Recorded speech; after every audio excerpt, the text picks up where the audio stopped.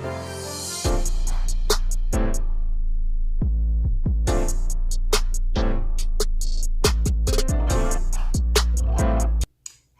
and welcome to Let's Talk. This is Keisha here.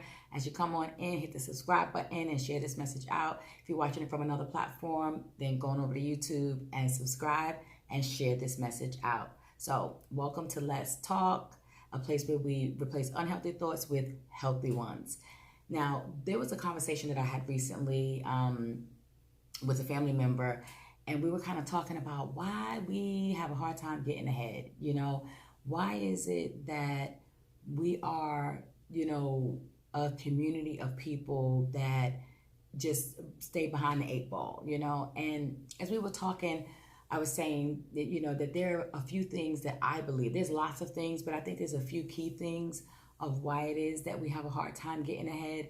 And none of this that I share today is going to be new. I only share it for something to think about because, as you know, we are going to be going into a crisis soon, as if we're not already in a crisis, right? But we're going to be going into another. We've been kind of rocked to sleep with the stimulus, rocked to sleep, with the whole CARES Act, extra $600 scenario. But we're headed for something, right? Because 30 million people out of work is not a joke. And we already know that companies are already forecasting that they're going to be laying off many people. So you don't know what is going to be in the future. Unknowns can be kind of scary. I get that. But preparation helps to kind of quell that unknown, right? You're never going to be, perfectly, aware or knowledgeable of what's going to happen. But at least if you have some preparation in place to kind of look out into the future, then you might have a chance of not necessarily losing your mind in a crisis, right? And that's another message that I do plan on sharing, how not to lose your mind during a crisis. And it's important because some people think they can handle everything, but if you don't have certain things in place in your cognitive and how you handle your emotions, how you handle your thoughts, you can end up in a crisis and actually slip away from here in your thinking and realize that you are completely bugging and out of control, and no one wants to be in that place, right? So, but the topic for, my family member and I was, why do we, end up behind the eight ball? And I said, my feeling is, for one, lack of unity, right? That's not a mystery to anybody, right? That's not a mystery. But lack of unity is one of them. And when I say lack of unity, it's we have the same experiences in life, lots of us, right? We grew up in the same communities, lots of us, right? We have the same traumas, lots of us, right? Yet we seem to not relate to one another with what the outcomes are in behaviors, in thought process that's wrapped up with those same type of experiences. Now, when we are not unified, right? I say that a house divided against itself will not stand, right? A community divided against itself will not stand. As we can see, a country divided against itself is not standing, right? So let's just bring it back down to the kind of minute level, right? A household divided will not stand. A community divided will not stand. A race divided will not stand. A gender divided will not stand, right? A family unit divided will not stand.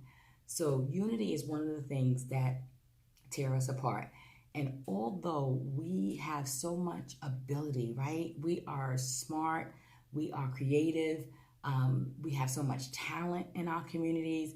I mean, we figure out, like, MacGyver doesn't have nothing on a lot of us, right? Because we can figure out how to make something out of nothing, right? And we do that very well because we had no choice, right? In survival mode, a lot of times we have no choice but to make something out of nothing. But because we have so much of that, if we were unified, it would be like the Tower of Babel.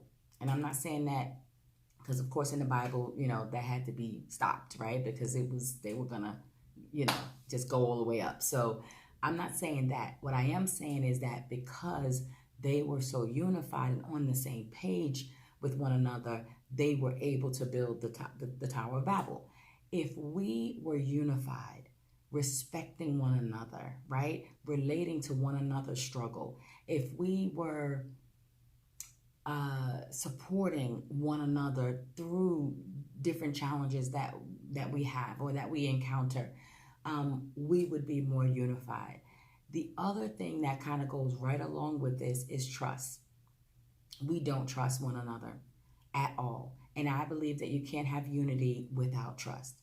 And many times we don't trust one another. And sad to say, a lot of us are not trustworthy, right? So that kind of goes back to the first one in the sense that if we had a different background, a different upbringing, we came up in an environment that was unified and open in communication, unified and open in support, unified in having certain standards and morals and values that we all just abided by just by having respect for one another, then we would have more trust in our communities and we would be more trustworthy as well.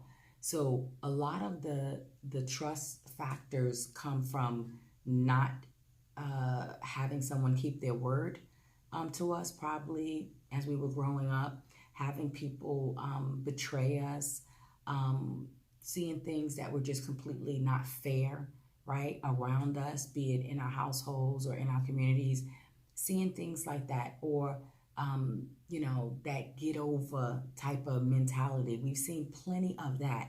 So we kind of give everything the side eye and we don't trust one another. And a lot of it is based on our history, which is the third one.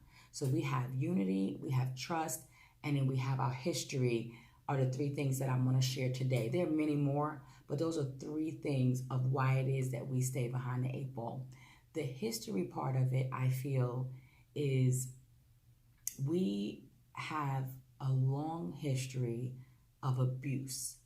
We have a long history of separation, even going back to slavery times, right?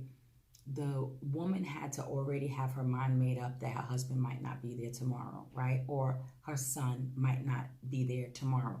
Not of their own free will, but because they were sold off, right? You have women that were violated on a very regular basis. You have, you're impregnated by that violation, and then your child is taken away as well. So once you have all of these different things in history, right, we get to a place generationally where we now have a distance from one another, right? Because who, I guess, remains vulnerable when there's too many uncertainties around you? You kind of stop being as vulnerable, yes? You be more guarded. You want to be more protective. You are more independent. You figure you're in survival mode all the time. So I think that history coming up taught us a lot of things. You had the pitting us against each other scenario, light skin, dark skin, in the house, outside the house. You had, people kind of turning you in scenarios that, should be supporting you, but they're turning you in based off of fear or repercussions that they might get. So they want to kind of be on the right side of the bread. You know what I'm saying? I know what side my bread is buttered on. I want to be on the right side of the bread. So then in our history, I'm just giving some examples for you to relate to say that didn't just stop when we were free. Now you have a scenario where we were brainwashed and taught certain things about ourselves, self-hatred. We were taught certain things about our abilities, capabilities, right? What family looked like. We were taught those things. So innately, even after we're free, we're floundering around trying to figure that out, right? And we know that we've had some success, right? Like with Tulsa and other places, there was some success where we were able to put on display our creativity and what we can do and what we're capable of doing when we're unified. And of course, we know that turned out to be tragic, but that's also something to point to say, can it be done, right? Because nowadays people just kind of give up on the concept of unity or trusting, and they discount the impact that history had. So therefore, we don't get a lot of benefit of the doubt when it comes together, when we come together. We're always trying to get ahead, and those of us that get ahead tend to walk away or turn our back. Some of you may have seen the video where I think there was a white coach, and there was like students were white, black, mixed, and he had them all kind of standing on a line, and he said, I'm going to ask you a few questions before you run this race. And I think they were going to win $100 or something like that at the end of the race. And he said, I'm going to ask you a few questions, and if you answer these questions, or these questions are true for you, I want you to take a step forward. And just kind of to fast forward through this whole thing, he asked questions like, did you grow up in a two-family home? Did you have to worry about, where your next meal was coming from? Did you, get into this school based on your talent or based on your education? Did you worry about your cell phone being cut off? Things like that, right? And you saw the people stepping forward, mixed, but predominantly the white children are the ones that step forward based on those questions, right? And he said, look behind you. You think that you're better, but it's not that you're better. You just had a better start. Nothing that you even did to get that better start.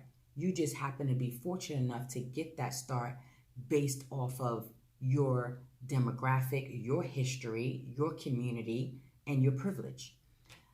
Someone posted that video.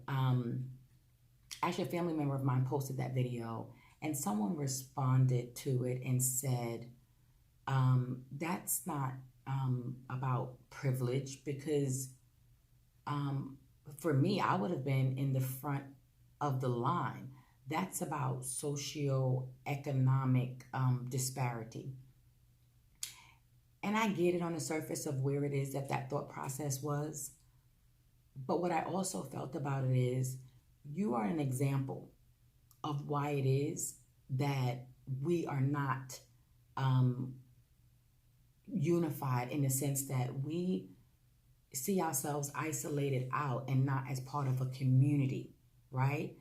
If you look at the numbers and the statistics of this, you were fortunate. That's what that comes down to. And you are in the minority of people that would have been in the front of that line. But most people, a lot of people, would not have been, based on the real of what it is that we experience in our community, right? This, of course, other communities that have this same fortunate that this person that was responding had, but is that like a universal thing? No. So it tells me that there's a disconnect, right? So that disconnect to me, and I don't want to be negative, is like in the house and out the house. You know what I'm saying? We the same, you just happen to have a different opportunity based off of a benefit and a privilege that you were being given for a reason, though. For a specific reason. And what was that reason? Because your skin was lighter.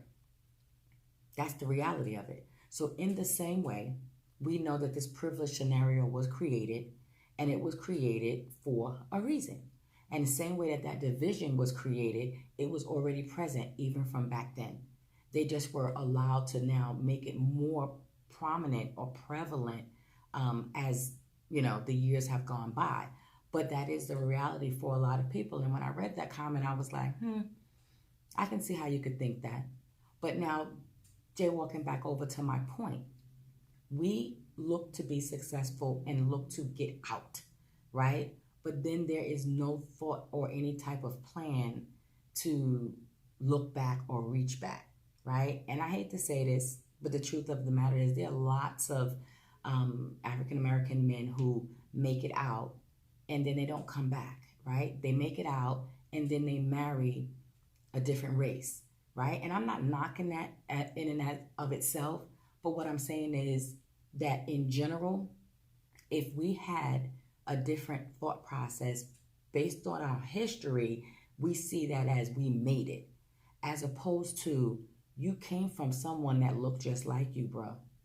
You came from someone who had blood, sweat, and tears to get you where you are today, to be able to be in a position to get out.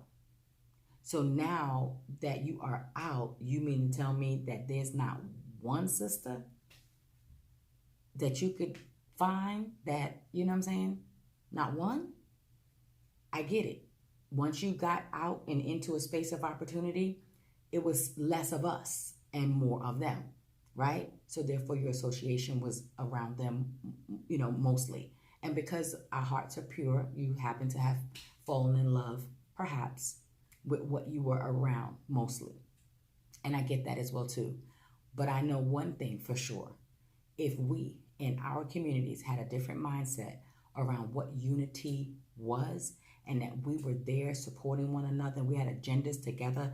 Say, for example, you want a beauty salon, somebody else want a barbershop, somebody else want to open up, a supermarket, somebody else want to open up a hardware store. These are all things that we need in our community. We all pool the money together and say, you go ahead and get your business started, right? Then we'll pool together again and you get your business started. Then we'll pool together again, you get your business started, and then so on and so forth, right? And then everyone in that community is spending their money amongst each of the different businesses in that community.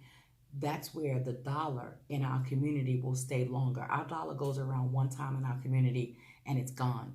Other communities, it's longer, right? And I've heard that so many times, and I actually heard my pastor say it again. I don't know if it was today or last week, but he mentioned it again as well too, because it's something that everyone should have in their hearing, that the dollar in our community does not last long. It's always going outside of the community. So what do we have? We need to have a different mindset on that. But because we're not unified enough to come together and do something like that, it can't happen. Because we don't trust each other enough, that can't happen, right? And because of our history is why we don't trust one another and why we don't have unity. So they all go hand in hand. So to answer, the question of my family member, why it is that we're behind the eight ball, because there's three key things that we don't have that lots of other communities do have. They have unity, they have trust, and their history is different. And even for those, right? Because West Indians, Hispanics, Asians, they have a little bit of history too, that basically could have thwarted them, but they also kept their culture in their history, whereas we lost our culture almost completely, right? It's not taught in our households. It's not taught to our kids. It's definitely not taught in the schools, right? So therefore, if we're not teaching it deliberately in our households, our kids grow up and they don't even know who's who, they don't know. So our history, I think, of our culture being stolen also plays a part that makes it different than us with other races, because you see, other races, they still unified and they come together and they build things and they have things in our community, and they take that money and they take it home and they keep it within their communities, their family communities, right? And they continue to grow and become successful. So I just want to share that as something to think about. And I have, like I said, another message that I want to share with, but I'm going to try to leave it separate, around how do you not lose your mind during a crisis. But I'll just give this tidbit in that we're about to enter into a crisis. We're being rocked to sleep right now with the CARES Act, $600, unemployment, all of that. But 30 million people are out of work, right? And there's going to be a mass layoff scenario probably happening as we end this year and go into the next year. We generally do well in crisis as a unit. We come together in crisis, right? Usually a crisis of outside people coming against us, we kind of do good, right? But when it's survival of the fittest, our history has shown that we have not really done that good in those scenarios, right? So I'm just throwing this out there to just implore everyone to think about this, right?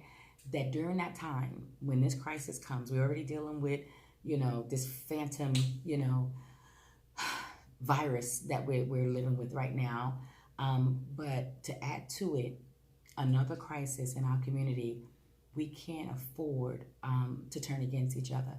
We can't afford to not be unified and help one another. we can't afford to be disloyal, untrusting, or not trustworthy, right? Starting right there, not being trustworthy. Because if you can at least be trustworthy, you can build or earn the trust of others, because we're going to need that trust. We're going to need that unity. And, if we don't have it, it's not going to be good. It's not going to be good. So I don't want to go over into that message right now about, not losing your mind, because we're going to have to be sane, sound, grounded. We're going to have to reach back into the past of how to survive and stay together. But I will share that on another message. But just kind of wanted to throw this out today about why it is that we seem to be behind the 8 ball in our community. There's lots of factors, but these 3, it's just something for food for thought. So think about it. Think about your place in it, how you're thinking. What do you think? Are you trustworthy? Are you trusting or distrusting to others around you? Are you unified? Do you create an environment to be unified? Do you nurture being unified in your community, in your households, on your job? Are you supportive of other people? Whether we're talking about a group of men, a group of women, or men and women, it doesn't matter. Are we unified, or are we backstabbing? Are we unified, or are we thinking this person thinks, that they're all of that, or they're better than, I'm not going to support or help them because I don't want to blow their head up, or I don't want them to think they are, super great, or whatever it is, right? Because those things are based in low self-esteem, in my opinion. Those things are based in not having been validated enough yourself, so you have a hard time giving out compliments and validation to others. There's a lot there, but just to kind of wrap this up, in a bow, I want you to have something to think about. Think about why it is that we as a community stay behind the 8 ball, and not just the outside oppression that happens to us. How about within? How about starting from within? And that was another message that I shared. You can scroll back on my YouTube channel and take a look at that. The enemy within, it kind of talks a little bit to this point right here. But we have so much to offer. We have so much to give. We are so talented and creative, and we have survived so many things that imagine being unified, having trust, how much more we can accomplish. So anyway, hope that helped someone today. Hope it gave you food for thought. As I said, share this message out. Also, you can visit my website at mentalshiftmastery.com and grab a copy of my book, Overcoming the Hand You Were Dealt. That kind of lends over into, as I said, that how to handle a crisis without losing your mind. I probably could get a degree in that, because I've handled many a crisis and I haven't lost my mind. But I also know that that is but the grace of God as well, giving me the tools that I needed, and the thought process around inquiring, isolating, relating and engaging for solutions, and not just wallowing in self-pity or wallowing in who did me wrong or what situation wasn't fair. But grab a copy, Overcoming the Hand You Were Dealt. There's lots of stories and scenarios. I'm like super 100% vulnerable in that book. Some people may read the book and judge me, right? Some people may read the book and say, I can identify and relate. So whoever it's for, but grab a copy and take a look at it. You can get it at mentalshiftmastery.com, as well as you can get it on amazon.com or anywhere that books are sold. So grab that. And as I said, subscribe so I can continue to make messages like this. This is not a monetized channel, not yet, but it's not a monetized channel. In truth, I just share messages from the heart because I care. And I hope that you got something out of it today. And if you did, you can leave a comment below and let me know. Alrighty, have a great day. Speak to you soon. Bye.